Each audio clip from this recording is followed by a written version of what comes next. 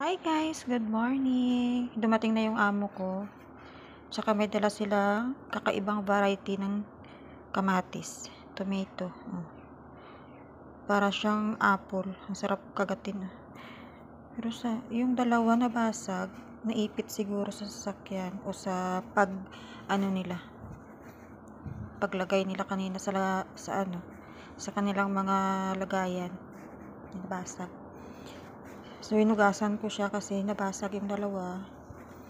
Tapos, patutuyuin natin at ilagay sa ref.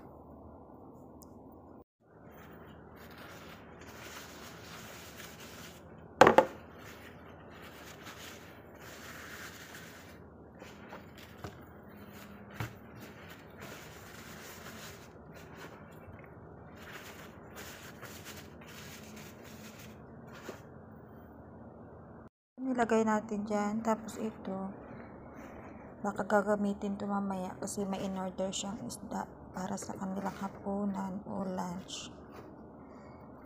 So, ilalagay lang natin dyan at gagamitin natin mamaya. Tapos, takpan natin ng tissue. Maano talaga kami dito. Yung mga tissue dito talagang gamit na gamit. Pampunas, pambalot ng pagkain.